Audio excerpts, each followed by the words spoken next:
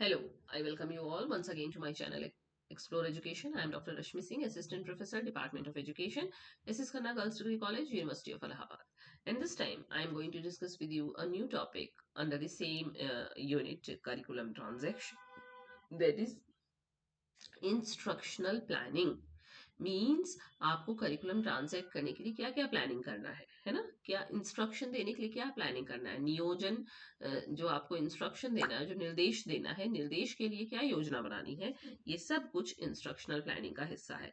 तो instructional planning is the systematic process by which educators organize content, teaching strategies, and assessments to facilitate student learning. There are three levels of planning.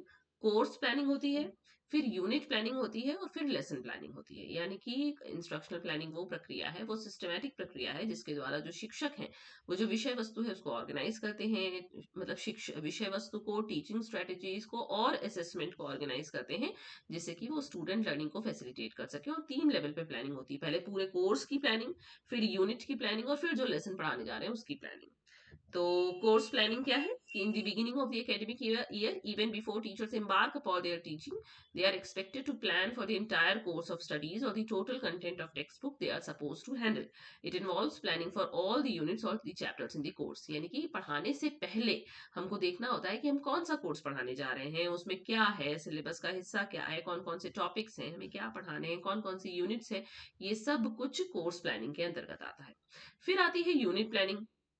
Once the course plan is completed, teachers enter the second level of planning. ये दूसरे level की इनका की योजना है जिसको कि unit planning कहते हैं. भाई कोर्स है, कोर्स में कुछ यूनिट्स है, पहले पूरे कोर्स की प्लानिंग की, फिर अब हम यूनिट की प्लानिंग पे आए हैं.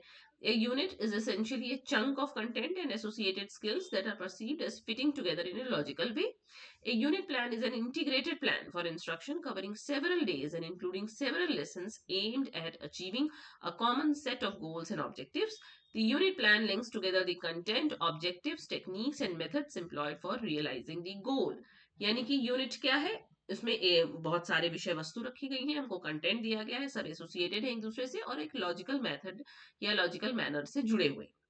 यूनिट प्लान एक इंटीग्रेटेड प्लान होता है जिसमें हमको ये कवर करना होता है कि इस यूनिट को हम इतने दिन और इतने लेसन में कंप्लीट कर लेंगे. यूनिट प्लान में हम कंटेंट भी आता है, उसको उद्देश्य क्या है उस कंटेंट को पढ़ाने का, कौन सी टेक्निक या मेथड से हम उसको पढ़ाएंगे ताकि हम गोल की प्राप्ति कर सकें. अब आएगा lesson planning. At the time of unit plan, the content of each chapter is divided into sub units. जब हम यूनिट प्लान बना रहे होते हैं तो हम उसको सब यूनिट में प्लान कर लेते हैं कि अच्छा ठीक है, एक दिन में हम इतना हिस्सा पढ़ाएंगे. When we plan daily lesson, we begin by taking up the first sub unit or a portion of it, which could be handled effectively in the span of 35 to 40 minutes या 45 minutes, 50 minutes, 1 hour, जितनी भी देर का आपका period है. A good lesson plan normally contains at least 4 sections. यानी कि आपने पहले पूरे कोर्स की प्लानिंग की, फिर आपने यूनिट की प्लानिंग की, फिर आपने यूनिट को सब यूनिट्स में बांट लिया और उस सब यूनिट को एक लेसन मान लिया कि इस लेसन को हमको 45 मिनट से 1 घंटे में पढ़ाना है. अब एक good lesson plan normally contains, उसमें 4 सेक्शन होते हैं. पहली बात की हम कंटेंट के बारे में बताएंगे, इन्फॉर्मेशन देंगे, फिर general objectives of the lesson होगा, methods and media to be used, कौन से मेथड और मीडिया को इस्तेमाल करते हुए हम उसको पढ़ाने जा रहे हैं. देन आया, अब इंस्ट्रक्शनल प्लानिंग में स्टेप्स हैं, कैसे आप पढ़ाएंगे. आप कह सकते हैं कि ये लेसन प्लानिंग के स्टेप्स हैं, हालांकि इंस्ट्रक्शनल प्लानिंग के स्टेप्स के नाम से मिलता है. सबसे पहले हम कंटेंट की एनालिसिस करते हैं, जो कंटेंट हमको पढ़ाना है.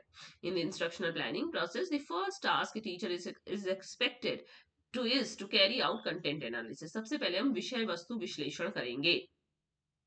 Content analysis refers to identifying various concepts and propositions in a given content and structuring and sequencing them for the purpose of teaching and learning. इसमें हम क्या करेंगे, सबसे पहले कुछ concept और proposition निकालेंगे, फिर उसको हम structure करेंगे, उसका sequence set करेंगे पढ़ाने के लिए.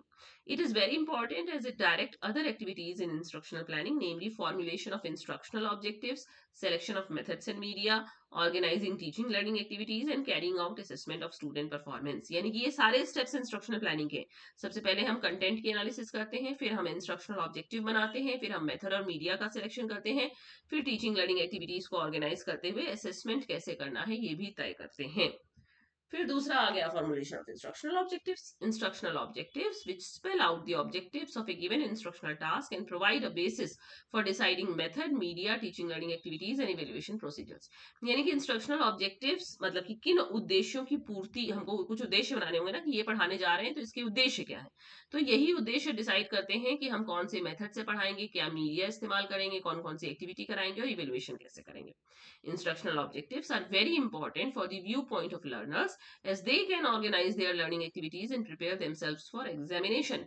टीचर के साथ साथ ये लर्नर के लिए भी उतना ही इंपॉर्टेंट है कि उसको पता है कि अच्छा ये ऑब्जेक्टिव उसको फुलफिल करना है, तो वो अपनी एक्टिविटीज को ऑर्गेनाइज कर सकता है, अपने आप को एग्जामिनेशन के लिए तैयार कर सकता है। Instructional objectives which a teacher formulates for classroom instruction pertains to three domains of human abilities.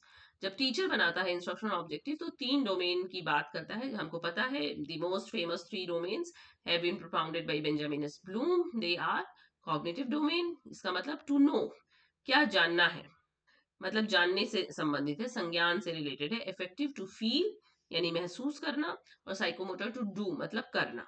अब इसके बारे में हम डिटेल में नहीं जाएंगे क्योंकि हम लोगों ने कॉग्निटिव, इफेक्टिव और साइकोमोटर डोमेन को अलग अलग पढ़ा है। कॉग्निटिव के आपके जो रिवाइज्ड ब्लूम्स टेक्सोनॉमी है उसमें क्या है आपका नॉलेज, पहले तो knowledge comprehension application analysis synthesis evaluation था। अब नॉलेज को रिमेम्बरिंग कर दिया, कॉम्प्रिहेंशन को अंडरस्टैंडिंग कर दिया, इस तरह से करते हुए और ऊपर उन्होंने कर दिया है क्रिएटिंग को इवेलुएटिंग की जगह। ये सब कुछ आपको मैं बता चुकी हूँ, आपको पता होगा। इफेक्टिव का उसी तरह से receiving, responding, valuing, conceptualization, characterization, order formation, है ना, ये नेचर फॉर्मेशन, ये इफेक्टिव का है। और उसी तरह से साइकोमोटर के बहुत सारे हैं, आप कोई सा भी याद करके रख सकते हैं अपने साथ, तो उसकी डिटेलिंग में नहीं जा रहे हैं। पर जब आप इंस्ट्रक्शनल ऑब्जेक्टिव बनाते हैं तो आपको इन तीनों डोमेन में बनाना होता है। फिर हम चुनेंगे मेथड, कौन सा मेथड इस्तेमाल करें। A teacher has to select the appropriate method to transact a particular content. Selection of method किस पर डिपेंड करेगा, टीचर की एबिलिटी, कि हमको उसमें कॉम्पिटेंस है कि नहीं, वही तो मेथड हम चुनेंगे। अगर हम लेक्चर अच्छे से दे सकते हैं और बहुत बड़ा क्लास है तो हम लेक्चर मेथड इस्तेमाल करेंगे, लेकिन लेक्चर मेथड के लिए भी आपको इंट्रोडक्शन की स्किल, एक्सप्लेनिंग की स्किल, क्वेश्चनिंग की स्किल, इलस्ट्रेटिंग, समराइजिंग एक्सेट्रा की स्किल आनी चाहिए।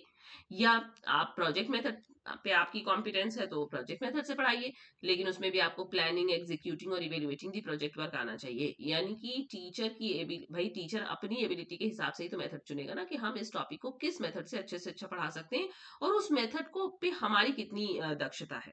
देन लर्नर की कैरेक्टरिस्टिक पे भी आपको देखना पड़ेगा कि लर्नर का प्रीवियस नॉलेज क्या है, वो किस सोशियो इकोनॉमिक बैकग्राउंड से आया है, उसका मेंटल लेवल क्या है, उसका मेच्योरिटी का लेवल क्या है, interest, aptitude, study habit etcetera क्या है, उस हिसाब से आप चुनेंगे। बहुत छोटे बच्चों को, नर्सरी के बच्चे को आप प्रोजेक्ट मेथड नहीं देंगे, उसको नहीं पता है, वो नहीं कर पाएगा उसको, है ना।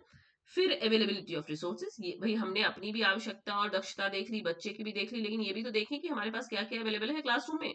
क्या हमारे पास OHP, computer, TV, internet, black board, map, chart, poster है कि नहीं है, तभी तो हम मेथड चुनेंगे।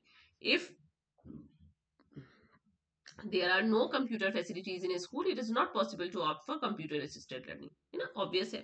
फिर हमको साइज ऑफ द क्लास भी देखनी होगी। अगर बहुत बड़ा क्लास है तो हमारे लिए लेक्चर मेथड ही सूटेबल होगा, लेकिन अगर छोटा क्लास है तो हम ट्यूटोरियल भी कर सकते हैं। छोटे छोटे ग्रुप में बार बार हम उनको ऑब्जर्व कर सकते हैं, बहुत बड़े क्लास में कैसे ट्यूटोरियल होगा, है ना। अब हमारे सिलेक्शन ऑफ मोड में, हमने मेथड चुन लिया, अब हमने मोड चुनेंगे कि किस तरीके से हम पढ़ाएंगे। A large number of criteria determine the presentation mode, these include दी, इसमें भी इंस्ट्रक्शनल ऑब्जेक्टिव देखना पड़ेगा आपको, सब्जेक्ट मैटर देखना पड़ेगा, बैकग्राउंड ऑफ स्टूडेंट देखना पड़ेगा, तभी तो मोड तय होगा। ए teacher has certain instructional objectives in mind, कि हमको कौन से उद्देश्यों की पूर्ति करनी है, उस हिसाब से मोड चुना जाएगा। जैसे the nature and structure of the subject matter that teacher intends to handle decides the mode of presentation. For example, the structure of the discipline of educational psychology and that of educational philosophy are different. This decides not only in the sequence in which the content topics have to be treated, but also the approach that has to be followed in presenting the subject matter to the students. यानी कि subject matter का nature के हिसाब से mode चुना जाता है, कहने का मतलब ये है। फिर स्टूडेंट का बैकग्राउंड, मतलब an important consideration for selecting modes of presentation is the appropriateness to the characteristics of the students. बहुत छोटे बच्चे को आप कंप्यूटर असिस्टेड लर्निंग से नहीं पढ़ाएंगे, है ना, तो आपको ये देखना पड़ेगा कि बच्चे का बैकग्राउंड क्या है। फिर टीचर की teaching style, any instructional method that a teacher adopts in the classroom must conform to his or her personal style of teaching. For example, large group instruction may not appeal to those teachers who prefer to work closely with students. कहने का मतलब कि आपको अपनी teaching style भी देखनी है। अब सिलेक्शन ऑफ मीडिया, कौन कौन सा मीडिया आप इस्तेमाल करेंगे, आप एनिमेशन दिखाने जा रहे हैं कि आप ऑडियो दिखाने जा रहे हैं कि वीडियो दिखाने जा रहे हैं कि बाहर ले जा रहे हैं क्लासरूम से। Like selection of methods, a teacher needs to select appropriate media, यानी कि पहले हमने कंटेंट एनालिसिस की, फिर हमने इंस्ट्रक्शनल ऑब्जेक्टिव बनाए, फिर हमने मेथड चुना, फिर हमने मोड चुना, अब हम मीडिया चुनने जा रहे हैं।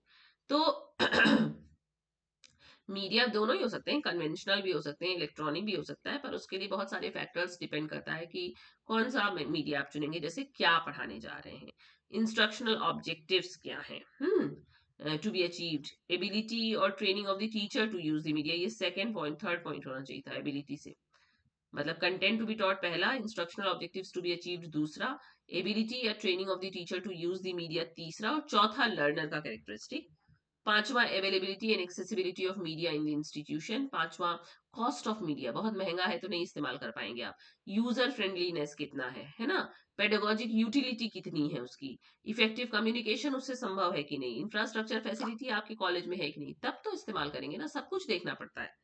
देन इंस्ट्रक्शनल प्लानिंग में कुछ इश्यूज भी आते हैं, मतलब हो गई आपकी इंस्ट्रक्शनल प्लानिंग, पहले आपने कोर्स की प्लानिंग की, फिर यूनिट की प्लानिंग की, फिर लेसन की प्लानिंग की, फिर प्लानिंग में आपको करना क्या क्या था, स्टेप्स क्या क्या, पहले कंटेंट एनालिसिस किया, फिर फॉर्मुलेशन ऑफ ऑब्जेक्टिव किया, फिर आपने मेथड चुना, मीडिया चुना, मोड चुना, सब चुन लिया। असेसमेंट का भी पॉइंट डाल सकते हैं इसमें कि असेसमेंट भी चुन लीजिए भाई, तो उसमें भी फिर यही सारे पॉइंट आएंगे, टीचर का किस असेसमेंट पैटर्न पे कॉम्पिटेंस है, बच्चे का बैकग्राउंड क्या है, इंफ्रास्ट्रक्चर फैसिलिटी क्या है एंड ऑल, ठीक है। अब कुछ इश्यूज भी आते हैं इंस्ट्रक्शनल प्लानिंग में, जैसे सब्जेक्ट मैटर फॉर टीचिंग, क्या पढ़ाने जा रहे हैं आप, किस मेथड से पढ़ाने जा रहे हैं, लेवल ऑफ इंस्ट्रक्शन क्या रखेंगे, ऑर्गेनाइज कैसे करेंगे लर्निंग को, और स्टूडेंट की नीड या इंटरेस्ट क्या है, इसमें से सब तो आप जानते हैं। लेवल ऑफ इंस्ट्रक्शन जान लीजिए, लेवल ऑफ इंस्ट्रक्शन, जब मैं लेवल ऑफ टीचिंग मैंने एक बार पढ़ाया है, उसी से वही से ये आया है, लेवल ऑफ इंस्ट्रक्शन के भी वही हेडिंग्स हैं, मेमोरी लेवल, अंडरस्टैंडिंग लेवल और रिफ्लेक्टिव लेवल। मेमोरी लेवल की भाई हम सिर्फ याद करने के स्तर पे पढ़ा रहे हैं, सिर्फ इन्फॉर्मेशन पास कर रहे हैं आपको, लेकिन रिफ्लेक्ट अंडरस्टैंडिंग लेवल का मतलब कि बच्चा उसको समझ भी रहा है, और रिफ्लेक्टिव लेवल का मतलब कि उस पर वो रिफ्लेक्ट अपॉन भी कर सकता है, यानी कि डीपर अंडरस्टैंडिंग की वहां जरूरत है। जैसे मेमोरी लेवल में फॉर पासिंग और इन्फॉर्मेशन, भाई जैसे पहाड़ याद कराने हैं, संस्कृत याद करानी है, तो वो तो मेमोरी लेवल पे ही चलेगी ना, तो ये मेमोरी लेवल हो गया, जहां पे the teacher presents the content in a manner that is meaningful to the students. He may give examples or link the content with earlier experiences of the student. Generally जैसे mathematical tables हो गया, spellings हो गया, तो याद ही किए जाते हैं। फिर अंडरस्टैंडिंग लेवल, अगर टीचर चाहता है कि स्टूडेंट जो है वो अप्लाई भी कर सके जो लर्न कंटेंट है उसको डिफरेंट सिचुएशन में, तो उसको अंडरस्टैंडिंग लेवल पे पढ़ाना पड़ता है।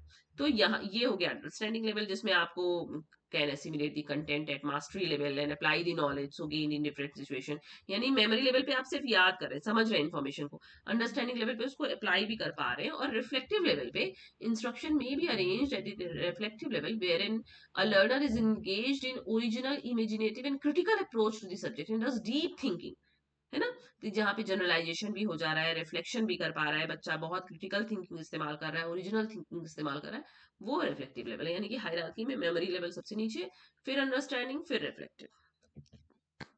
ये रहा आपका इंस्ट्रक्शनल प्लानिंग।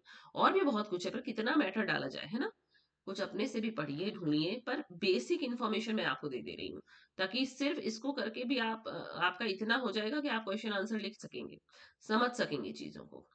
तो आपका यूनिट 1 के बाद यूनिट 3 मैंने कैटर किया है, यूनिट 2 बीच में रह गया है, तो यूनिट 3 बनिबस्त आसान है। यूनिट 1 के इसमें 4 ही टॉपिक थे, करिकुलम ट्रांजैक्शन, दूसरा फैक्टर्स इन्फ्लुएंसिंग करिकुलम ट्रांजैक्शन, तीसरा आपका modes of curriculum transaction and then instructional planning. Okay, so thank you and don't forget to like and subscribe my channel, Explore Education.